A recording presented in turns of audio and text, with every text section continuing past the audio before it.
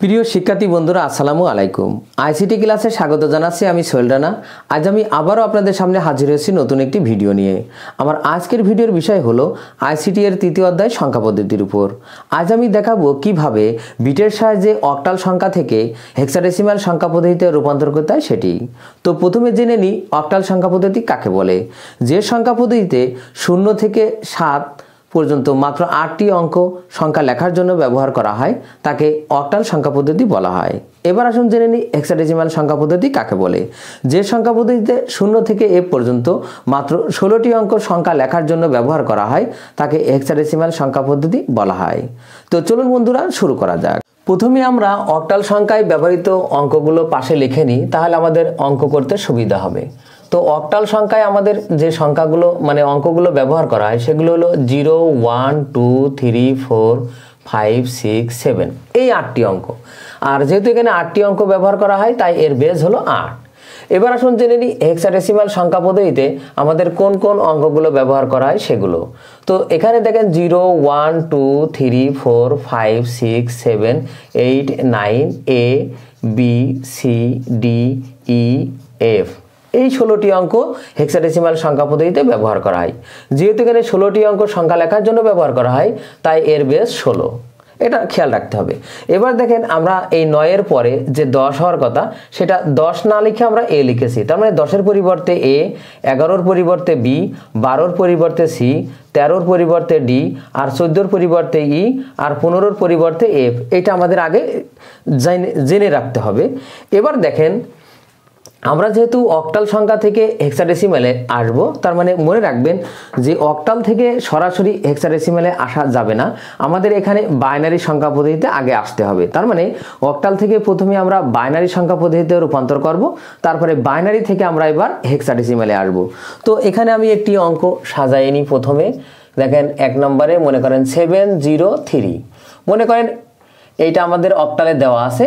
আমরা প্রথমে এইটাকে আমরা যদি হেক্সাডেসিমালে যাই তাহলে আমাদের প্রথম কাজ হবে এইভাবে 703 যেটা আমাদের অক্টালে আছে আমরা প্রথমে এটাকে বাইনারিতে রূপান্তর করব।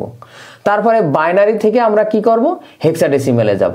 তো আমরা এটা একবারেও করতে পারি বা আমরা এইভাবে আলাদা আলাদা করেও নিতে পারি। তো আমরা একবারেই করব, তাহলে আমাদের অঙ্ক করতে সুবিধা হবে।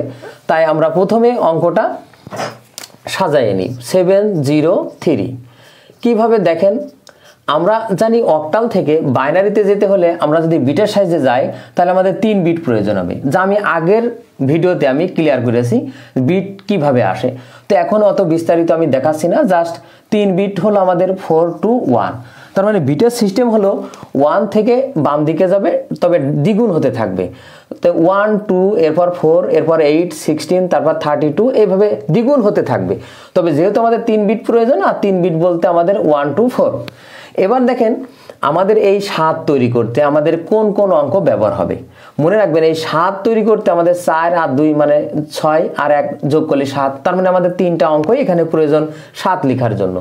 এবার খেয়াল রাখতে হবে যেইটা প্রয়োজন হবে তার নিচেই 1, আর যেটা প্রয়োজন হবে না সেটাকে 0 লিখব। কেন?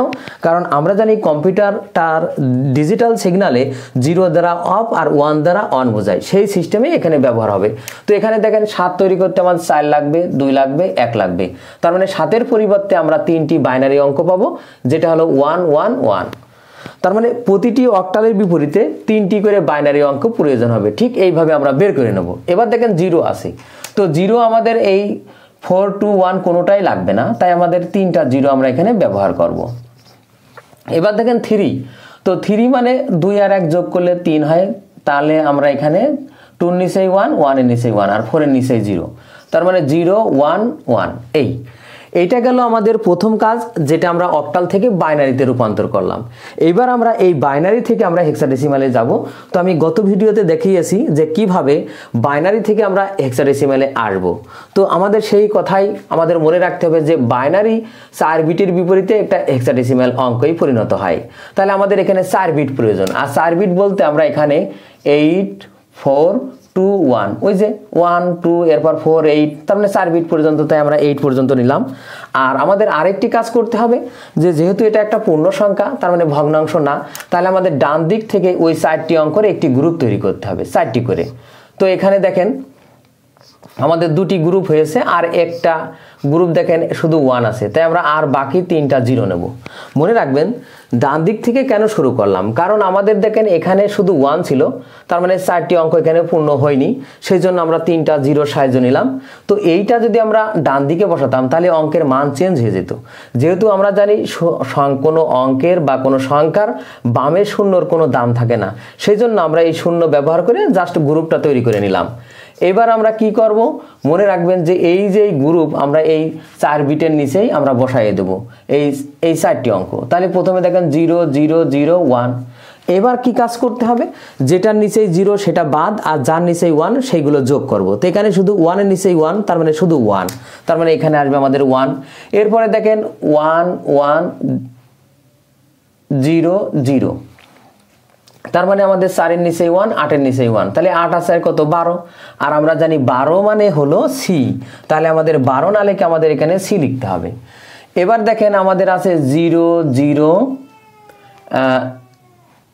1 1, তার মানে 2 আর 1 যোগ করলে আমাদের কত হয় 3, তাহলে আমরা এখানে লিখব 3। এবার আমরা অ্যান্সার লিখি দেখেন 703, যেটা আমাদের অক্টাল ছিল, আর আমরা হেক্সাডেসিমেলে পেলাম 1C3। এটা ছিল আমাদের পূর্ণ সংখ্যার ক্ষেত্রে। এবার একটি আমরা ভগ্নাংশ অঙ্ক দেখে আসি। ভগ্নাংশ মনে করেন 0.465, এইটা দেখেন একটা ভগ্নাংশ অক্টাল সংখ্যা, আমরা এটাও হেক্সাডেসিমেলে রূপান্তর করব। তো একদম সেম আগের মতোই, তবে একটু খেয়াল রাখেন যে আমাদের এখানে প্রথমে 4, এরপর 6, এরপর 5 একটু ফাঁকা করে লিখলাম। যেহেতু এটা অক্টাল সংখ্যা আমরা প্রথমে বাইনারিতে যাব। তো বাইনারি প্রতিটি অক্টালের বিপরীতে 3টি অঙ্কের প্রয়োজন, তার মানে যে 4 2 1 এই বিটের মাধ্যমে, তাহলে 4 2 1 আমরা লিখে নিলাম। প্রথমে দেখেন 4 আছে, তাহলে আমাদের 4 তৈরি করতে কোনটা লাগবে, 4ই লাগবে। তাহলে যেটা লাগবে তার নিচেই 1, আর যেগুলো ব্যবহার হবে না তার নিচে 0, তার মানে 4 বলতে আমাদের 1 0 0। এবার দেখেন 6 আছে, তো 6 মানে 4 আর 2 6, আর 1 লাগবে না, তার মানে আমাদের 1 1 0।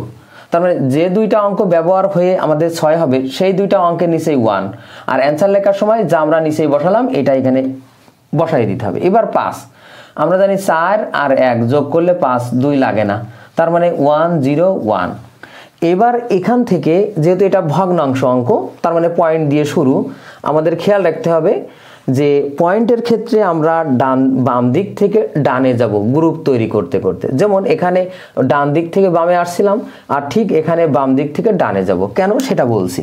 প্রথমে দেখেন এই একটা গ্রুপ, তারপরে দেখেন এই একটা গ্রুপ, তারপরে দেখেন এখানে শুধু 1। তো এখানে আমরা 3টা 0 নেব। কেন, প্রশ্ন হলো কেন। দেখেন যখন পূর্ণ সংখ্যা ছিল বামের সংখ্যা বাম পাশে 0-র কোনো দাম থাকে না, ঠিক ভগ্নাংশ অঙ্কের ক্ষেত্রে যদি আমরা শেষে 0 দিই তাহলে আমাদের সেই 0-র দেওয়া না দেওয়া সেম, তার মানে 0 বসালেও অঙ্কের মান পরিবর্তন হবে না, সেই জন্য আমরা 0 দিয়ে নিলাম। এবার দেখেন আমরা ওই আগের মতোই 4 2 1 আমাদের এখানে বসানোই আছে, আমরা ওর নিচেই বসাই। তো 4 বিট করে আমরা এখানে 4 বিট লাগবে, তার মানে আবার লিখি 8 4 2 1 লিখে নিলাম। তো আমাদের এই গ্রুপটা আমরা এই 4 বিটের নিচেই বসাইয়ে দেব, তার আগের মতোই, সেটা হলো 1 0 0 1।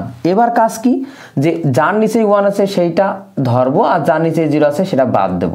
তার মানে 8 এর নিচেই 1 আছে, তার মানে 8 আসবে, 1 এর নিচেই 1 আছে, তার মানে 8 আর 1 কত 9, তাহলে এখানে 9। এরপরে দেখেন 1 0 1 0, তাহলে 1 আছে 8 এর নিচে আর 2 এর নিচে, তাহলে 8 আর 2 10, আর আমরা জানি 10 এর পরিবর্তে a, তার মানে আমরা এখানে a লিখব।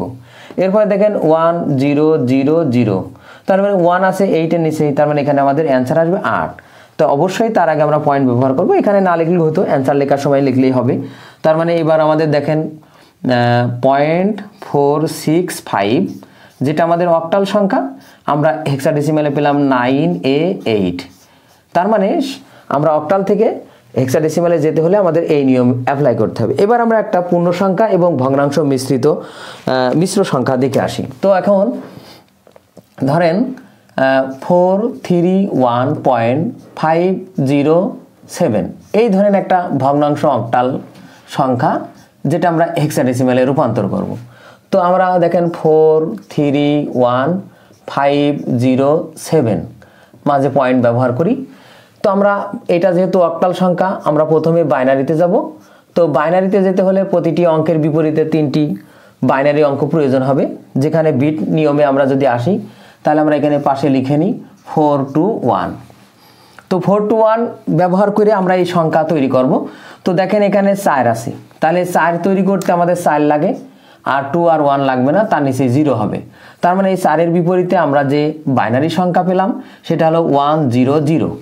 এবার দেখেন 3 আছে, 3 মানে 2 আর 1 যোগ করলে 3 হয়, মানে 3 হয়, তাহলে 2 এর নিচে 1, 1 এর নিচে 1, আর 4 এর নিচে 0, তার মানে 0 1 1। এরপর দেখেন 1 আছে, তাহলে 1 তৈরি করতে আমাদের লাগে হলো 1ই লাগবে, বাকিগুলো 0, তার মানে 0 0 1। এবার মাঝে আমরা পয়েন্ট ব্যবহার করি। এরপরে দেখেন 5 তৈরি করতে আমাদের 4 আর 1 লাগে, মাঝে 2 লাগবে না, তার মানে 1 0 1। 0 তৈরি করতে কোনোটাই লাগে না, তার মানে 3টাই 0, তাহলে এখানে আমাদের 0 0 0। 7 তৈরি করতে আমাদের 4 আর 2 6 আর 1 7, তার মানে 3টা অঙ্কই ব্যবহার হবে, তার মানে 3টা বিট, তার মানে 1 1 1। এই গেল আমাদের প্রথমে বাইনারিতে রূপান্তর। এবার আমরা বাইনারি থেকে হেক্সায় যাব। তাহলে ওই আগের মতোই বাইনারিতে যখন হেক্সায় যাব, হেক্সাডেসিমালে, তখন আমাদের 4টি করে অঙ্ক প্রয়োজন হবে। 4টি অঙ্ক দিয়ে আমরা একটা গ্রুপ তৈরি করব। তাহলে পূর্ণ সংখ্যার ক্ষেত্রে বাম দিকে যাবে, আর ভগ্নাংশের ক্ষেত্রে আমাদের ডান দিকে যাবে। দেখেন ওই আগের মতোই এখানে দেখেন একটি অঙ্ক 1 পেয়েছি, তাহলে বাকি 3টা 0 নিলাম, আর বাকিগুলো আমাদের গ্রুপ পূর্ণ হয়েছে। এখন দেখেন আমরা ভগ্নাংশ যেখান থেকে শুরু সেখান থেকে বামে যাব পূর্ণ সংখ্যার ক্ষেত্রে, আর ডান দিকে যাব ভগ্নাংশের ক্ষেত্রে, যেটা আমরা এখানে করছিলাম। ভগ্নাংশ এখানে আলাদাভাবে পূর্ণ সংখ্যা, আর এখানে যেহেতু আমরা একসাথে করছি, তাহলে আমাদের এখানে এই একটা গ্রুপ আর এই একটা গ্রুপ, আর এখানে 1 ফাঁকা থাকছে, তাহলে আমরা এখানে 3টা 0 নিলাম। এবার দেখেন আমাদের ওই 8 4 2 1 বিটটা আগে লিখে নিই। এরপরে আমরা এই 4টি মানে অঙ্ক এর নিচে বসাই, তাহলে 0 0 0 1, তার মানে যেগুলো 0 সেগুলো বাদ, যার নিচে 1 সেটা আসবে, তার মানে শুধু 1 এর নিচে 1, তার মানে শুধু 1 যোগ করলে 1। এরপরে দেখেন আবার দেখেন 0 0 0 1, তার মানে এখানেও শুধু 1।